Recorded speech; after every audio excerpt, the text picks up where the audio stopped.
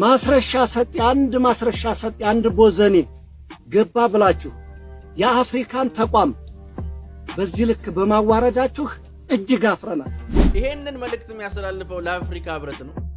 እንደው እንዲህ ያለውን ፓወር አንደርስታንዲንግ እንዲህ አይነቱን ሃይራርኪ ምናምን አረዳድ ከየት ነው ያገኘው?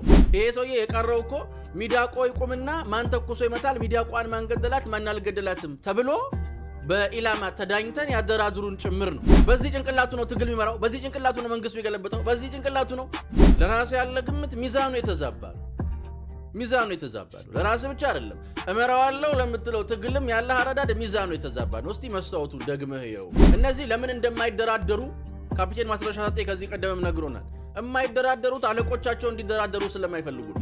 የአፍሪካ ህብረትና ኢጋድ በድርድሩ ላይ መገኘት የነኝን ሰዎች ላኪዎች በጣም ቅስም የሰበረ በአደባባይ ያስለቀሰና ያስጮኸ ጉዳይ እንደነበረ አንዘነጋው። የሶማሌላንድ የሀገርነት ዕውቅና መሰጠት ከወደ እስራኤል ከተሰማ በኋላ ብዙ ነገር እየተባለ ነው። ግብጽ ያው እንደምታውቋት ግብጽ ናት። ለምን እንደምትቃወም እናውቀዋለን። ጠቅላላው ከኛ ጋር የተያዘ ጉዳይ ነው። ከኢትዮጵያ ጋር የሚዛመድ ጉዳይን ይዛ ነው የምትቃወመው። ሌላው የተቃወመው የአረብ ሊግም ነው። የአረብ ሊግ ደግሞ ለምን ተቃወመ አይባልም። የአረብ ሊግ ተቃውሞ ከምን እንደሚነሳ ይታወቃል። የአረብ ሊግ ጉዳዩን ከግብጽ ጥቅም አንጻር ብቻ እንደሚያው የሚታወቅ እንደ ሀገር ብዙ ነገሮችን ስታደርግ ይኖርሽ ናት። ከዚህ በላይ ምን ነበር ማድረግ የነበረባት? አንድም ትዕዛዝ ከሶማሊያ ፕሬዝዳንት ተቀብሎ አያውቁም። በመሃል አዲስ አበባ ወዳጅነት ፓርክ አጠገብ እንዲሁም መራዳ ፓርክ ፊት ለፊት 10% ቅድመ ክፍያ ብቻ ከፍለው እንዲሁም የባንክ ብድር ተመቻችቶሎት የቤት ባለቤት ልናደርጎ ነው። ሜሪት ሪል ስቴት በመሃል ፒያሳ 24 ሰዓት ባልተቋረጠ ፖስቴሽን ቴክኖሎጂ የግንባታ ጥበብ ቤቶን እየገነባን ነው። የልጆች መጫወቻ፣ ጂምና ስፓ፣ የመዋኛ ገንዳ፣ ሰፋፊ ሊፍቶች፣ የደህንነት ካሜራ፣ የመኪና ማቆሚያና መሰል አገልግሎቶች ያለው ይሄ ቀረሽ የማይባል የዘመናችን ቅንጡ የመኖሪያ መንደር ባለ 1 መኝታ ከ500 ሺህ ብር ጀምሮ፣ ባለ 2 መኝታ ከ840 ሺህ ብር ጀምሮ እንዲሁም ባለ 3 መኝታ ከ1.2 ሚሊዮን ጀምሮ ማግኘት ይችላሉ። ምን ይሄ ብቻ 100% ለሚከፍሉ ደንበኞቻችን በካሬ 68 ሺህ ብር የ35% ቅናሽ አዘጋጅተናል። ያስተውሉ፣ ያለን ቦታዎች ውስን ስለሆኑ ቀድሞ በድርጅቱ ስልክ በመደወል መመዝገብ ይችላሉ። ሰላም ጤና ይስጥልን። ውድ ዮሐንስ ኮርነር ቤተሰቦች እንዴት አላችሁ? አላችሁ ሆይ? አለንኛ። ዮሐንስ ኮርነር ዛሬም ሰዓትና ጊዜውን ጠብቆ ወደ እናንተ መድረሱን ጀምሯል። ዛሬም በቆይታችን አበይት ፖለቲካዊ ጉዳዮችን፣ አሁናዊ ክስተቶችን፣ ቀጠናዊ ሁነቶችን በራሳችን ቋንቋ በራሳችን መንገድ እንመለከታለን፣ እንፈትሻለን፣ እንበረብራለን። ዮሐንስ ኮርነርን ላይክ፣ ሼር፣ ሰብስክራይብ አድርጋችሁ እንድትጀምሩ ጠይቄም ነው የምጀምረው። ዛሬ በቆይታችን በርከት ያሉ ጉዳዮችን ነው የምንዳስሰው። ቪዲዮዎቻችንን ወደ ተለያዩ የቴሌግራም ግሩፖችም ሼር እንድታረጓቸው ጠይቄ ጀምራለሁኝ።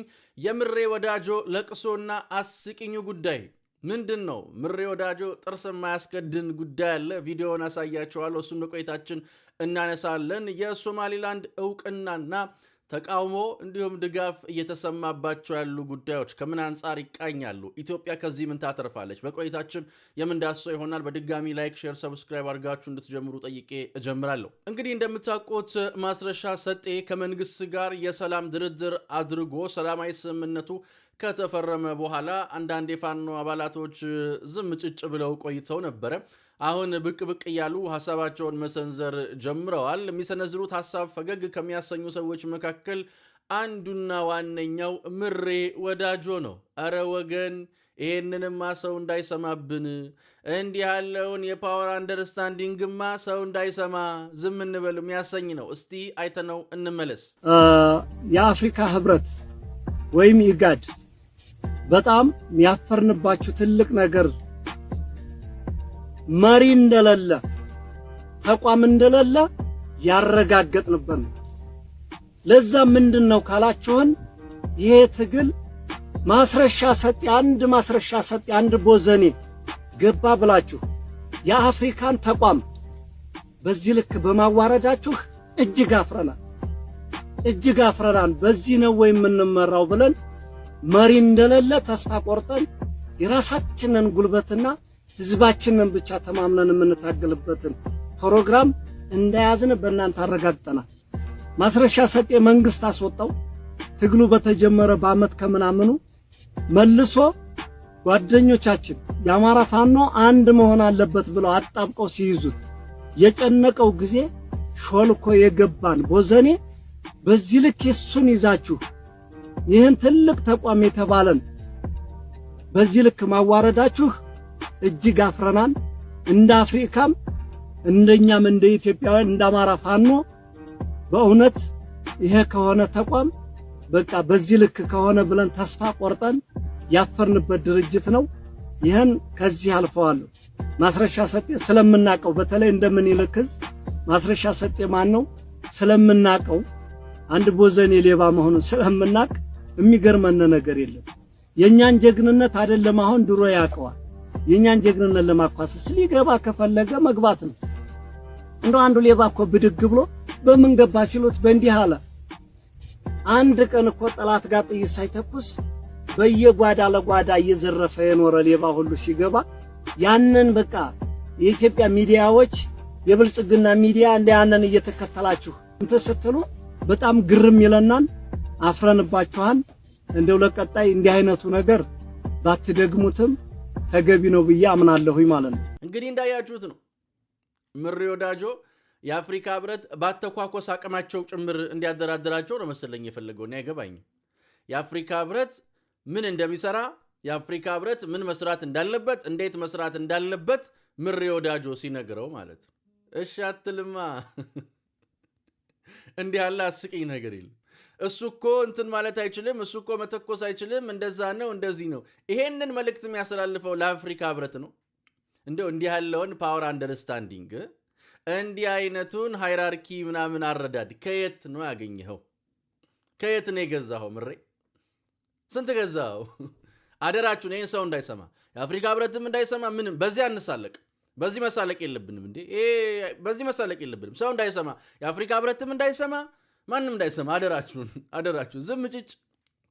በዚህ መሳለቅ የለብንም። በዚህ መሳለቅ ግፍ ነው የሚሆንብን። ይሄ ሰውዬ የቀረው እኮ ሚዳቆ ይቁምና ማን ተኩሶ ይመታል፣ ሚዳቋን ማን ገደላት፣ ማን አልገደላትም ተብሎ በኢላማ ተዳኝተን ያደራድሩን ጭምር ነው። የአፍሪካ ህብረት የሚሰራበት አሰራር ግንኙነቶችን የሚያደርግበት መንገድ አለው ተቋም ነው። ከፍ ሲል ለዘላቂ ሰላምና ደህንነት ለዜጎች ምናምን ነው የሚሰራው። ይሄ የሰላም ስምምነት ላይም በታዛቢነት ተገኝቷል። በዚህ መጠን ተስፋ ቆርጠናል፣ በዚህ መጠን እንደው መስታወት ዋሽ ብሏል ሮፍናን። እውነቱን ነው፣ መስታወት ዋሽቷል ምሬ። ለራስ ያለ ግምት ሚዛኑ የተዛባ ነው። ለራስ ብቻ አይደለም እመራዋለሁ ለምትለው ትግልም ያለ አረዳድ ሚዛኑ የተዛባ ነው። እስቲ መስታወቱን ደግመህ ይኸው። እንደዛ ቢሆን መልካም ይመስለኛል። መስታወት ዋሽቷቸዋል አብዛኞቹ ታጋይነን እንትነን አለቃነን ተቋሚነን የሚሉ አካላቶች እብሪታቸውን፣ ትቢታቸውን፣ ድንፋታቸውን ሌላውን ተው ልክ እንደ ምሬ እንባና ለቅሶ ምሬታቸውንም የወለደው የዋሻቸው መስታወት ነው። ሚዛን አረዳድ ልክ ካላይ አይደለ፣ ራስን የምታይበት መነጥር የተሰደረ ካላይ አይደለ፣ በጣም ለቅሌት ነው የሚድር። ልክ እንደዚህ የአፍሪካ ህብረት በኢላማ ጭራሽ ይምረጣችሁ ለድርድር እንደዛ ይሻላል። ሲሆን የአፍሪካ ህብረትን ተጠቅመህ ኢጋድን ተጠቅመህ ለሰላም ስምምነቱ ወደፊት ለፊት መምጣት ነው እንጂ እንዲህ ያለ ጉዳይ በመሰረቱ አይመጣም። እነዚህ ለምን እንደማይደራደሩ ካፒቴን ማስረሻ ሰጤ ከዚህ ቀደምም ነግሮናል። የማይደራደሩት አለቆቻቸው እንዲደራደሩ ስለማይፈልጉ ነው። አለቆቻችሁ መደራደር እስከሚትፈልጉ ድረስ እናንተ የድሃ ልጅ ሬሳ ልትደረድሩ ነው አላማችሁ። እሱን ግን የሚፈቅድላችሁ አካል የለም። አሁን ያሳየኋችሁ ቪዲዮ ይሄ ነው ትግል የሚመራው። አሁን በዚህ አንደርስታንዲንጉ ነው፣ በዚህ ጭንቅላቱ ነው ትግል የሚመራው፣ በዚህ ጭንቅላቱ ነው መንግስቱ የገለበጠው፣ በዚህ ጭንቅላቱ ነው። እኔ አይገርመኝም እኮ ሻቢያ እኮ ባለፈው ሲናገሩ ነበር። ተላላኪነታችን ራሱ ወደ ስልጣን መሄድ ያለበት አይደለም፣ በዛው እንድንቀር ነው የሚፈለገው። ለዚህ እኮ ነው የሚንቋችሁ። ለዚህ እኮ ነው በቃ የሚልኳችሁ ሰዎች ራሱ በዚህ እንዳንተ አይነት ሰው እንደናንተ አይነት ማፈሪያ መሳቂያ መደበሪያ የሆነ ሰው ምስኪኑ ደጉ ገበሬ የአማራ ህዝብ ላይ ተለጥፋችሁ መከራ አታምጡበት። ተውት ህዝቡን ምንለው ለዚህ ነው። በየሚዛኑ ብትለኩ፣ በየመስፈሪያው ብትቀመጡ፣ በየሜትሩ ብትለኩና ብትመተሩ ልክም አትመጡ። ከሚዛን በታች ሆናችሁ ፍጡራኖች ናችሁ። ልክ አትመጡም፣ ሚዛን አትደፉም፣ ኪሎ አታነሱም። በየትኛውም መስፈርትና መለኪያ ለምን አንደኛ ነጠላ ለብሰ የአፍሪካ ህብረት አትልም? ምን አገባ የአፍሪካ ህብረት? ምን አይነት ቋንቋስ ነው የምትጠቀመው? አሁን ይሄ ለዲፕሎማቲክ ማህበረሰብ ያስተላለፈው መልእክት ነው። እንዴት አይነት ዲፕሎማቲክ ቋንቋ ተጠቅሟል ባካችሁ? ታጋይ ነው ዲፕሎማቲክ ነገር ከየት ያመጣል ከየት ያውቃል ምናምን ልትሉ ትችላላችሁ። ታጋይ አይደለም እንትን ነው። ግን እንደዛም ሆኖ እሱን ካለ ዝም ማለት ነው ያለበት። እንዲያርጉ አሁን ይሄንን እኛ ማሳየት የለባችሁም። አሁን ሌላ ሰው እንዳይሰማ ዝም ጭጭ መሳለቅ ራሱ የለብንም። እኔ ብዙ ልስቅ አስቤ ነበር፣ ግን አይ መሳለቅ የለብንም። እዚህ ይሄ ያሳፍራል እኮ በጣም አሳፋሪ ነው። በምን መንገድ እንደተረዳው በምን መንገድ እንደለካው የአፍሪካ ህብረትን በምን መነጽር እንዳየው እኔ እንጃ። የአፍሪካ ህብረት ተቋም ነው። ግንኙነት ማድረግ ያለበት ከማን ጋር እንደሆነ ያውቃል። የፋኖና የመንግስት ድርድር ላይ ከመገኘቱ በፊት ምን ያህል ጉዳዮችን ሰርቶ እንደተገኘም እንደ ተቋም ትልቅ ተቋም ስለሆነ ራሱ ያውቃል። በመሰረቱ የአፍሪካ ህብረትና ኢጋድ በድርድሩ ላይ መገኘት የነኝን ሰዎች ላኪዎች በጣም ቅስም የሰበረ በአደባባይ ያስለቀሰና ያስጮኸ ጉዳይ እንደነበረ አንዘነጋው። ቅስማቸውን የሰበረው ለምን እንደሆነም ይታወቃል። እንደው እንዳያጥላሉት እንዳያጠለሹት ቀብረው እንዳያስቀሩት ያደረገ ነገር ነው። ሰላምን ለማጠልሸት ግን በዚህ መጠን አትንቀሳቀሱ። ሰላምን ለማደክረት ግን በዚህ መጠን አትንቀሳቀሱ። ሰላም በጣም አስፈላጊ ነገር ነው። ሰላም ወሳኝ ነገር ነው ሲሆን ከመጣው የሰላም ትሩፋት መቋደስ ነው እንጂ ትላንት አብሮ የነበረን ሰው ምናምን ማንጓጠጥ ማንቋሸሽ ምናምን ነገም ስትበታተኑ ራስ በራስ ዛሬ ሽታዬ የምትሉትን ሰው እንደምታንቋሽሹ ይታወቃል። ምን የሚጠበቅ ነው? ልማዳቸው ነው። ዛሬ ሽታዬ ይባባላሉ፣ ነገ አንዱ አንደኛውን ይሰድባሉ። ምንም ሽታዬ የሚባባሉት በዛው እስካሉ ድረስ ብቻ ነው። የሚጠቅመው ሰላም ነው። የሰላም ትሩፋቶችን አቅልላችሁ ማየት የለባችሁም። አሁንም የምንናገረው ሰላም ይሻላል። እነዚህ ኃይሎች ሰላም አንፈልግም እያሉ ከዛ አረ ሰላም ያለ እያልክ እነዚህ ኃይሎችንም እየደገፍክ ምን አይነት ስካር ነው ይሄ? ምን አይነት ስካር ነው ማለት እኔ ምን አይነት ስካር ምን አይነት ስም ሊሰጠው የሚገባው የአናት መናወዝ እንደሆነ አይገባኝም። የገባው ሰው ካለ ያስረዳኝና በጣም አዝናንቶኛልም አስቆኛልም አሳፍሮኛልም። በእርግጥ ያሳፍራል። እንዲህ አይነት ሰዎች እጣ ፈንታ እንዲወስኑ በትውልድ መልክ ላይ ጠባሳ ለማሳረፍ የሚያመቻች የፖለቲካ ስሪት ለመፍጠር የሚታትሩና የሚያግዟቸው ሰዎች መኖራቸው ያሳዝናልም ያሳፍራልም። ከምን አንጻር ለክተዋቸው፣ ከምን አንጻር መዝነዋቸው፣ ከምን አንጻር አይተዋቸው ነው በዚህ መጠን የሚያግዟቸውና ሊያግዟቸው የሚሞክሩት የሀገር ዕድልና እጣ ፈንታ ላይ እንዲወስኑ በርስ የሚከፍቱላቸው የሚያስብለው ነገር እንትን ነውና ከብድ ጋር መግጠም ይሄ ነው ምንለው። ለዚህ ነው እኛና በጣም አሳፋሪ ነው። ብቻ እንደው ትንሽ መነጽርን ብታስተካክለው ማለት ትንሽ መነጽርን ትንሽ ብታስተካክለው መልካም ይመስለኛል። እንደዛ ቢሆን እንጂ ይሄ አሳፋሪ ጉዳይ ነው። ይሉሽን በሰማሽ ገበያ ባልወጣሽ ማለት ለዚህ ነው። ይሉሽን በሰማሽ ገበያ ባልወጣሽ። ይሄ ደንበኛ በእንትን በኩል ባለው መስመር ደንበኛ የወያኔ ተላላኪ መሆኑን የሚያቃቃል። ዛሬ አይደለም ትላንት ምን ሲሰራ እንደነበር ምን እንደሚያደርግ የሚታወቅ ነገር ነውና ብቻ አንተንም ስላለኝ ነው ያመጣሁት። እንደው ታዝባችሁ ለፉት ለማለት ነው። በመሃል አዲስ አበባ ወዳጅነት ፓርክ አጠገብ እንዲሁም መራዳ ፓርክ ፊት ለፊት 10% ቅድመ ክፍያ ብቻ ከፍለው እንዲሁም የባንክ ብድር ተመቻችቶሎት የቤት ባለቤት ልናደርጎ ነው። ሜሪት ሪል ስቴት በመሃል ፒያሳ 24 ሰዓት ባልተቋረጠ ፖስቴሽን ቴክኖሎጂ የግንባታ ጥበብ ቤቶን እየገነባን ነው። የልጆች መጫወቻ፣ ጂምና ስፓ፣ የመዋኛ ገንዳ፣ ሰፋፊ ሊፍቶች፣ የደህንነት ካሜራ፣ የመኪና ማቆሚያና መሰል አገልግሎቶች ያለው ይሄ ቀረሽ የማይባል የዘመናችን ቅንጡ የመኖሪያ መንደር ባለ አንድ መኝታ ከ500 ሺህ ብር ጀምሮ፣ ባለ 2 መኝታ ከ840 ሺህ ብር ጀምሮ እንዲሁም ባለ 3 መኝታ ከ1.2 ሚሊዮን ጀምሮ ማግኘት ይችላሉ። ምን ይሄ ብቻ 100% ለሚከፍሉ ደንበኞቻችን በካሬ 68 ሺህ ብር የ35% ቅናሽ አዘጋጅተናል። ያስተውሉ፣ ያለን ቦታዎች ውስን ስለሆኑ ቀድሞ በድርጅቱ ስልክ በመደወል መመዝገብ ይችላሉ። ይህ በእንዲህ እንዳለ የሶማሌላንድ የሀገርነት እውቅና መሰጠት ከወደ እስራኤል ከተሰማ በኋላ ብዙ ነገር እየተባለ ነው። የሚቃወሙ የሚደግፉ ብዙ ድምጾች ከወዲያም ከወዲህም እየተሰሙ ነው። በምስራቅ አፍሪካ ፖለቲካ ላይ ልምድ ካላቸው እንደነ ቲቦር ናዥ ካሉ ሰዎች ጀምሮ እስከነ ማርቲን ፕሎትም በግለሰብ ደረጃ ብዙ ብለዋል። ቲቦር ናዥ ይህ በምስራቅ አፍሪካ ፖለቲካ ውስጥ አቅጣጫ ቀያሪ በጣም ወሳኝ ጉዳይ መሆኑን ነው ያነሱት። እንግዲህ ቲቦር ናዥ ለሻዕቢያ ያላቸውን ጥላቻ ታውቁታላችሁ። ይህንን ማንሳታቸው ከምን አንጻር ሊሆን እንደሚችል መገመት ይቻላል። ሌላ አቅጣጫ ጠቋሚ ነው ብለዋል። እንደነ ማርቲን ፕሎት ያሉ ሰዎችም ተመሳሳይ ሀሳቦችን አንስተው ነገር ግን ከሶማሊያ ጋር በኮንፌዴሬሽን ምናምን እንትን ልትል ትችላለች ምናምን የሚል ግምትም ለማስቀመጥ ሲሞክሩ ተመልክተናል። እሱ መቼም የማይሆንና የማይሳካ ጉዳይ ነው። አይደለም ኮንፌዴሬሽንና አይደለም ንግግርና አይደለም አንድነት ይቅርና መሪዎቹን በመሪ ደረጃ ቁጭ ብሎ ለማነጋገር ራሱ ዘመናት ፈጅቷል። ለመጀመሪያ ጊዜም ቁጭ አድርገው ያነጋገሯቸው ጠቅላይ ሚኒስትር ዶክተር አብይ አህመድ አሊ ናቸው። ሁለቱን መሪዎች በፎርማጆና በሙሴ ቤሂ ጊዜ አሁንም እንደዛ አይነት ነገር ይፈጠራል የሚል እምነት ብዙ የለኝም። ከሀገሪቱ እውቅና መስጠት በኋላ በሶማሌላንድ በጣም የደስታ ጮቤ ረገጣ ነበረ። በጣም ብዙዎች ጮቤ ረግጠው ሶማሌላንዳውያን ደስታቸውን ሲገልጹና በከፍተኛ ሁኔታ ድምጻቸውን ሲያሰሙ ነበረ። በጣም ብዙ ሀሳቦችም የተሰነዘሩበት ነው ያለው። እዚህ ጉዳይ ላይ አረብ ሊግ ተቃውሟል፣ ግብጽ ተቃውሟል፣ ጅቡቲ ተቃውማለች፣ ቱርክ ተቃውማለች። እንግዲህ እያንዳንዱ የሚቃወሙት ከምን አንጻር ነው የሚለውን ከተመለከትን ሁሉም ተቋማቸውን የሚያሰሙት ከራሳቸው ጥቅም አንጻር ነው። ቱርክ ብትቃወም ሶማሊያ ላይ ካላት ከፍ ያለ ኢንቨስትመንት አንጻር ሊሆን እንደሚችል መገመት እንችላለን። ጅቡቲ ብትቃወም ያው ኢኮኖሚዋ ኢትዮጵያ ላይ እንደተመረኮዘ የምታውቁት ነው። ኢትዮጵያ ሌላ አማራጭ ልታገኝ ትችላለች በሚል ስጋትም ጭምር ልትቃወም እንደምትችል የሚጠበቅ ነው። ከዛ አንጻር ተቃውመዋል።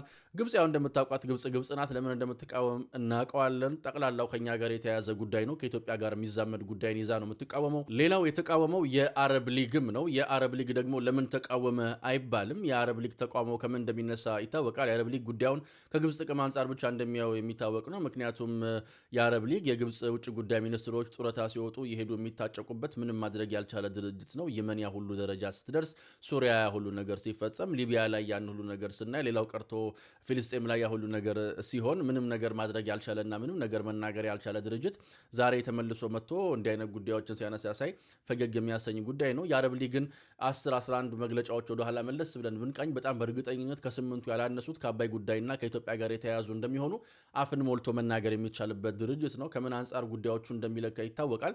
ከግብጽ አንጻር ቃኝቶት ነው ይህንን ጉዳይ ሊቃወምና ሊያጥላላ የቻለው። እሱን የምንመለከተው ጉዳይ ነው። ግን ይሄ በዚህ ላይ መቀጠል ይችላል ወይ? ሊደግሞ የማይችለው ተቋሙ ነው። ምክንያቱም ሶማሌላንድ ከእስራኤል ጋር የአረብ ሀገራት ጋር ሳይል የምትፈራረመው ስምምነትም ጭምር ነው የተፈራረመችው። ከዛ ጋር ተያይዘው አሜሪካኖቹም፣ እንግሊዞቹም፣ ምዕራባውያኖቹም ሌሎችም ይቀጥላሉ ተብሎ ስለሚጠበቅ ብዙ ገፍቶ ምንም ማድረግ የሚችለው ነገር የለም። ሁሉም ያነሱት አንድ ነገር የሶማሊያ የግዛት አንድነት ነው። ሌላ ሎጂክ አላነሱም። የሶማሊያን የግዛት አንድነት የሚጥስ ነው፣ ዓለም አቀፍ ሕግን ጥሳለች፣ የሶማሊያ ግዛታዊ አንድነት፣ የሶማሊያ አንድነት የሚል ጥያቄ አንስተዋል። እንግዲህ እዚህ ጋር ማንሳት ያለብን ጉዳይ ሶማሊያ እውነት አንድ ነበረች ወይ? ሶማሊላንድ ዛሬ ሀገር ስትሆን አንድ ነበሩ ወይ? እንግዲህ ላለፉት ረጅም ዓመታት አንድም የሶማሊያ ፕሬዝዳንት ሶማሊላንድን አልገዛም፣ አልረገጠም። ማዘዝ አይደለም አልረገጠም። ላለፉት ረጅም ዓመታት ሶማሌላንድ በራሷ ፓስፖርት በራሷ መገበያያ ገንዘብ ስታደርግ የነበረች በጣም ዲሞክራሲያዊ የተባለ ምርጫዎችን ስታደርግ የነበረች ዲሞክራሲያዊ የተባለ ምርጫም አይደለም ከራሷ ከሶማሊያ በተሻለ መልኩ ሰላምና መረጋጋት የነበረባት ከሌሎች ሀገራት ጋር የንግድ የትብብር ስምምነቶችን ስታደርግ የቆየች ከራሷ ከእስራኤል፣ ከህንድ፣ ከዩናይትድ አረብ ኤሚሬትስ፣ ከአሜሪካ ከሌሎችም ጋር የራሷ ዲፕሎማሲያዊ ግንኙነት የነበራት ፓስፖርት ያላት መገበያያ ገንዘብ ያላት ሀገር ነበረች። እውቅና አልተሰጣትም እንጂ እያንዳንዷን ነገር ከራሷ ነበር ስታደርግ የነበረው። አሁን ይሄንን በምክንያትና በሎጂክ ብንፈትሸውና ብንመለከተው ሆነ አታውቅም፣ አንዱ ነው አያውቁም። ስለምን የግዛት አንድነት ነው የምታወሩት? ስለ ሶማሌላንድና ስለ ሶማሊያ ግዛት አንድነት ምናምን ጥያቄ እንደዛ ለማውራት የሚቃጣቸው ሰዎች ምናልባት እንደዚህ አይነት ጥያቄ ብታነሳ ኢትዮጵያ ያምርባታል። ሻቢያ እንትን ባላት ጉዳይ ላይ ሆኖ አያውቁም። ይሄ ፋክት ነው። በጣም አንጻራዊ ሰላም የነበራት ከሶማሊያ በተሻለ መልኩ ብዙ ነገሮችን የምታደርግ የተረጋጋች ሀገር፣ በጣም የሚገራርም ምርጫዎችን ስታደርግ የነበረች ሀገር ናት። እንደው ሌላው ዘላቂ ጥቅሙን ወዳጅነቱን ፖለቲካዊ ጉዳዩን ነው እንደው ፋክቱን ስናየው የሀገርነት ቅርጽም አላት። እንደ ሀገር ብዙ ነገሮችን ስታደርግ የኖረች ናት። ከዚህ በላይ ምን ነበር ማድረግ የነበረባት? ግዛታዊ አንድነት ምናምን ይገርመኛል። አንድም ትዕዛዝ ከሶማሊያ ፕሬዝዳንት ተቀብለው አያውቁም። አይደለም ሶማሌላንድ አሁን ላይ ጁባላንድን፣ ፑንትላንድን ምናምን ያቸው ራስ ገዝ ናቸው። የሶማሊያዊ ሞቃዲሾ መንግስት በከፍተኛ ሁኔታ እንትን እያለ ነው። ይሄ የሶማሊያ ውስጥ ፖለቲካ ጉዳይ ነው። ከዲፕሎማሲ አንጻር ሆነ አትዩት።